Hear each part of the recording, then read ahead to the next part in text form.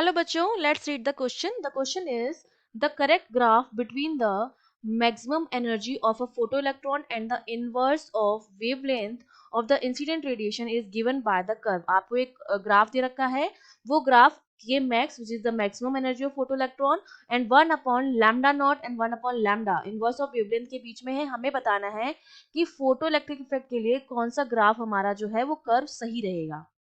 ठीक है, तो देखिए इस क्वेश्चन को सॉल्व करने के लिए हमारा जो की कॉन्सेप्ट रहेगा उसमें आपको क्या पता होना चाहिए. की कॉन्सेप्ट में आपको पता होना चाहिए, जब हम फोटो इलेक्ट्रिक इफेक्ट की बात करते हैं तो जब हम किसी मेटल सरफेस पर क्या होंगे, फ्री इलेक्ट्रॉन्स होंगे. इस तरह से जब हम इस मेटल सरफेस पर कोई लाइट इंसिडेंट करवाएंगे तो उस लाइट में क्या होंगे, फोटोन्स होंगे और उन फोटोन्स की कुछ एनर्जी होगी. तो ये इलेक्ट्रॉन उन फोटोन्स को क्या करते हैं, एब्जॉर्ब कर लेते हैं और इस मेटल सरफेस से इमिट हो जाते हैं. वो एनर्जी लेकर इस मेटल सरफेस से इमिट हो जाते हैं.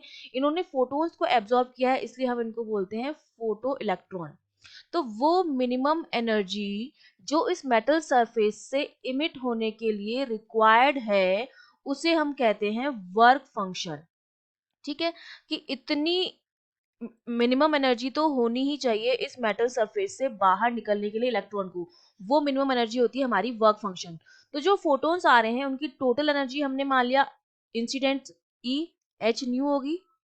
इंसिडेंट इक्वल्स टू, वो दो काम करेगी, एक तो वर्क फंक्शन में जितनी एनर्जी लगेगी वो, प्लस बची हुई एनर्जी क्या करेगी, इन इलेक्ट्रॉन्स को काइनेटिक एनर्जी देगी. तो ये हो जाएगा हमारा के ई मैक्स. तो यहां से अगर मैं के मैक्स की वैल्यू निकालूं तो वो हमारी क्या हो जाएगी, H new incident minus H new, और इसको बोलते हैं हम थ्रेशोल्ड. ठीक है, वो मिनिमम वेवलेंथ जिस पर हमारा इलेक्ट्रॉन जो होगा वो क्या होगा, इमिट हो जाएगा. अब न्यू हमारी फ्रीक्वेंसी है तो इसको मैं लिख सकती हूँ इसी इक्वेशन को, K max equals to H C upon lambda minus S C upon, और थ्रेशोल्ड के लिए है तो लैम्डा नॉट, थ्रेशोल्ड वेवलेंथ. ठीक है, तो ये हमारी इक्वेशन बन गई. तो ये जो इक्वेशन है अगर मैं इसको कंपेयर करूं, y equals to M x plus c, जो कि किसकी है, स्ट्रेट लाइन की क्या है, इक्वेशन है. ठीक है, ये क्या है, स्ट्रेट लाइन की इक्वेशन है. तो देखो जब इससे हम कंपेयर कर रहे हैं तो y पर तो मेरा क्या आ रहा है, के मैक्स आएगा y एक्सिस पर. ठीक है, equals to M X, X पर मेरा क्या रहेगा, 1 अपॉन लैम्डा, और बचा हुआ जो एस सी हो जाएगा मेरा वो क्या हो जाएगा, एम हो जाएगा आपका. ठीक है, एम इक्वल्स टू आपका हो जाएगा एच सी, और यहाँ पर जो ये जो सी है वो आपका क्या है, इंटरसेप्ट होता है. तो इंटरसेप्ट जो आपका आ रहा है वो आपका क्या आ रहा है, नेगेटिव में आ रहा है, minus S C upon lambda naught. तो अगर मैं ग्राफ बनाऊंगी तो मेरा ग्राफ जो होगा वो कुछ इस तरह का बचेगा. इंटरसेप्ट जो आएगा आपका नेगेटिव में आएगा और उसके बाद ग्राफ इस तरह से एक स्ट्रेट लाइन होगा. इस एक्सिस पर होगी काइनेटिक एनर्जी आपकी के ई मैक्स, इस पर आपका होगा 1 अपॉन लैम्डा.